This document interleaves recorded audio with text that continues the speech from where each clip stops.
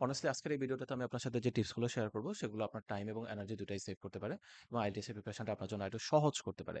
এগুলো কিছু random টপিকসে random tips দিচ্ছি না। আমি আমার স্টুডেন্টের মধ্যে যেই বিষয়গুলো অবজার্ভ করেছি, ওই বিষয়গুলো যেগুলো কাজ করে, যেগুলো তাদের প্রিপারেশনটাকে আরো ইফেক্টিভ করে, সেই বিষয়গুলো আরকি আপনার সাথে শেয়ার করছি। ১ম টিপটা হচ্ছে যে ইংরেজি যখন শিখতেই চাচ্ছেন, তো ইংরেজি ভাষাটার সাথে এক্সপোজার এর পরিমাণটা বাড়ান। আসলে যেটা আমি মিন করছি সেটা হচ্ছে দেখেন, আপনারা তো খেয়াল করবেন যে এখনকার দিনে অনেক সময় ছোট বাচ্চারা কার্টুন দেখে অনেক ভালো ইংরেজি শিখে যায়। তারা অনেক ফ্লুয়েন্টলি ইংরেজি বলে। তো এটা আসলে কেন হয়? এটা হচ্ছে এক্সপোজার এর কারণে। আমাদের দেশে অনেকেই আছে যারা হিন্দি মুভি দেখতে হিন্দি শিখে গেছে। যারা কোরিয়ান মুভি দেখতে ২-৪ লাইন কোরিয়ানও শিখে গেছে ইত্যাদি। So you get the idea, right? So point হচ্ছে আপনি যেহেতু ইংরেজি শিখতেই চাচ্ছেন তাহলে ইংরেজি ল্যাঙ্গুয়েজটার প্রতি এক্সপোজারটা বাড়ান। তো এখন এটা কিভাবে করব? ওয়েল আপনার YouTube এ ভিডিও দেখার অভ্যাস আছে? তাহলে YouTube এ যেকোনো একটা টপিকে ভিডিও যখন দেখবেন সেটা ইংরেজিতে দেখেন IELTS এর এক্সামটা পর্যন্ত এট লিস্ট। আপনার সাইকোলজি, বিজনেস, এন্টারপ্রেনিউরশিপ যেকোনো একটা টপিকে যদি ইন্টারেস্ট থাকে, সেটা নিয়ে বসে আর্টিকেল পড়েন, সেটা নিয়ে বসে গবেষণা করেন। বাট সেই গবেষণাটা এট লিস্ট IELTS এর এক্সামটা দেওয়ার আগ পর্যন্ত ইংরেজিতে করেন। যখন এই কাজটা আপনি রেগুলার বেসিসে করতে থাকবেন ইংরেজিতে, আপনার যেকোনো প্যাশনের যে জায়গাটা, যে জায়গাটা আপনার ভালো লাগে, সেই জায়গার কাজটাকে যখন আপনি ইংরেজিতে করবেন, তখন দেখবেন যে এক্সপোজারটা বাড়বে অ্যান্ড তখন আপনি ন্যাচারালি ইংরেজিটা শেখা শুরু করবেন। টিপ নাম্বার 2, প্রপার গাইডেন্স নিন।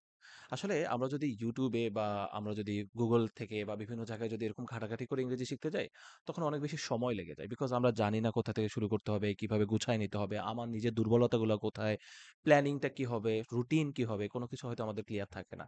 তো এই সিচুয়েশনে আপনি যদি একজন প্রফেশনাল আইএলটিএস এর টিচারের সাথে কাজ করেন বা ইংরেজি টিচারের সাথে কাজ করেন, হতে পারে তার প্রফেশনাল এক্সপেরিয়েন্স থেকে তার কাছে সেই কোশ্চেনগুলো অ্যান্সার থাকে যেগুলো হয়তো আপনার খুঁজতে অনেক সময় লেগে যাবে। আপনি তাকে যেকোনো প্রশ্ন করলে সাথে অ্যান্সার পাওয়া যায়।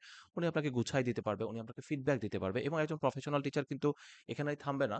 তিনি হয়তো আপনার যখন মোটিভেশনটা কমে যাবে, আপনার যখন মোটিভেশনটা এফেক্টেড হবে, আপনি যখন একটা ডিফিকাল্ট টাইমের মধ্যে হয়তো যাবেন, তখন উনি আপনাকে মোটিভেটও করতে পারবে। তো সব দিক থেকে আপনি যদি ফাস্ট করতে চান, ইফেক্টিভলি করতে চান, তাহলে একজন আইএলটিএস এর ইন্সট্রাক্টর হোক বা একজন টিচারের সাথে, প্রফেশনাল টিচারের সাথে কাজ করাটা আরকি নিজে করার চেয়ে অনেক বেশি ফাস্টার এবং ইউজুয়ালি বেশি বেটার রেজাল্ট আরকি পাওয়া যায়।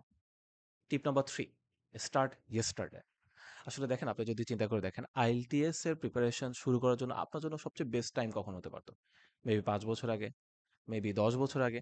তখন যদি কাজটা করে রাখতেন তাহলে এখন কষ্ট হতো না। But what is the second best time that you could start? Today. আপনি যদি চান তাহলে আজকেই কিন্তু শুরু করে দিতে পারেন।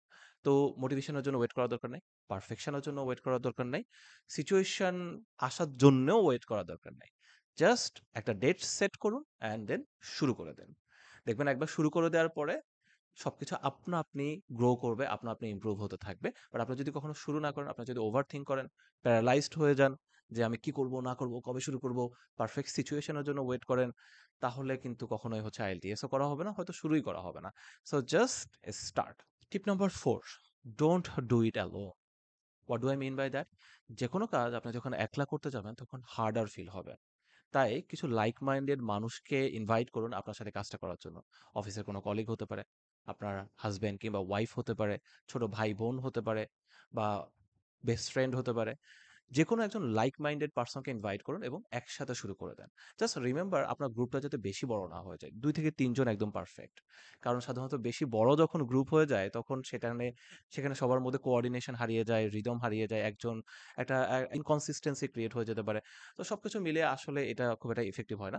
এজন্য ২-১ জন ক্লোজ মানুষ যাদেরকে আপনি পছন্দ করেন, যাদের সাথে আপনার টাইম স্পেন্ড করতে ভালো লাগে, যাদের সাথে আপনি পড়ালেখা করার জন্য রিদম মেইনটেইন করতে পারবেন এরকম মনে হয়, তাদেরকে নিয়ে আরকি আইএলটিএস এর প্রিপারেশনটা বা ইংরেজি প্রিপারেশনটা শুরু করে দেন।